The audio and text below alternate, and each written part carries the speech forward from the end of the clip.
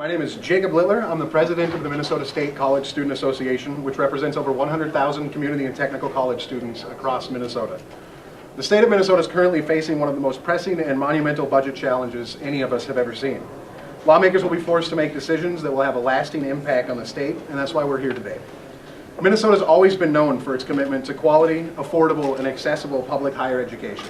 But that commitment is strained, and our reputation as a national leader in education is at risk should the state's educational systems be faced with another round of significant base budget reductions.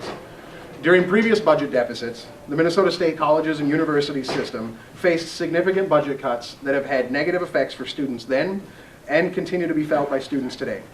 Over the past decade, state appropriation per student has increased less than 1% per year. During that same period, tuition per student increased 116%. This trend in increasing costs far exceeds the rate of inflation and has left higher education nearly out of reach for a segment of Minnesotans. Nowhere have the effects of these budget reductions been felt more than at Minnesota's community and technical colleges. Students attending these institutions, the institutions that were created to be the access point for higher education, have seen increases in tuition that have left students today paying the second highest tuition and fees in the nation.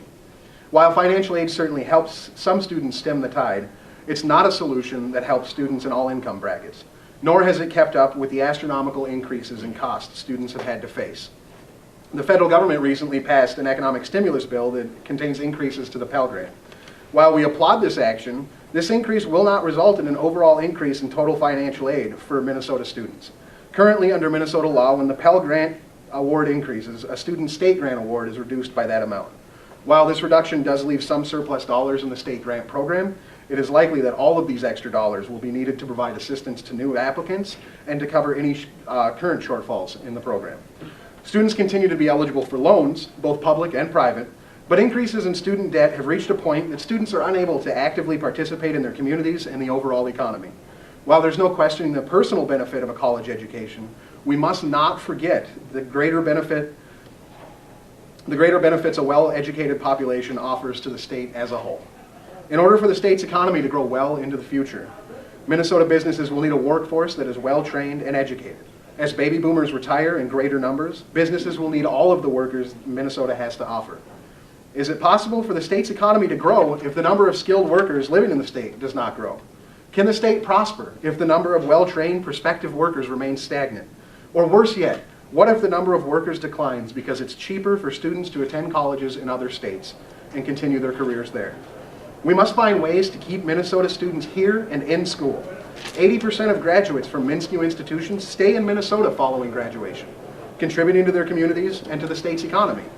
If the system's colleges and universities remain affordable, accessible, and of the highest quality, we will be able to keep Minnesota workers and attract students from other states. This will undoubtedly have a great benefit for the quality of life for every Minnesotan. There's little doubt that the future of the state will be guided by the decisions that are made this session. A major factor in maintaining the quality of life that Minnesotans have come to enjoy is the ability of our citizens to get and keep a good job. When the state's economy heads south, many Minnesotans across the state lose their jobs. Many of them head back to school to get retrained, making them more marketable for today's economy. A strong public commitment to accessible higher education in every region of the state will get those workers trained and back into the workforce. The programs offered at our MSCSA campuses across the state, specifically our community and technical colleges, are designed to meet the needs of Minnesota's business and industry.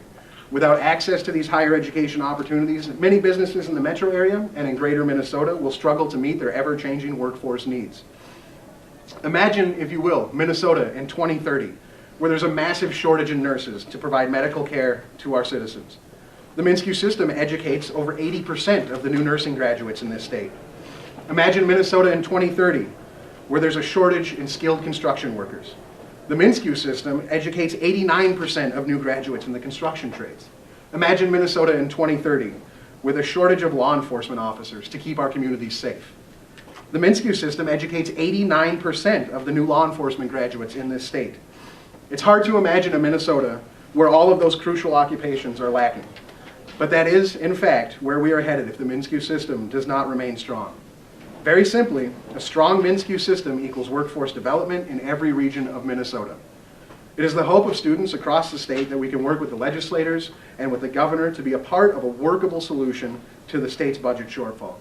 We simply ask that higher education be a priority this session, and that together we continue to make Minnesota a great place to live, to work, and to pursue the American dream. A strong MSCU system will make that dream achievable for every Minnesotan. And at this time, I'd like to invite Chris Frederick, the state chair of the Minnesota State University Student Association, to address you. Can you folks tell us where you're from also? I'm from Virginia, Minnesota, and I attend a number of institutions across the state in order to build the credits that I needed. So.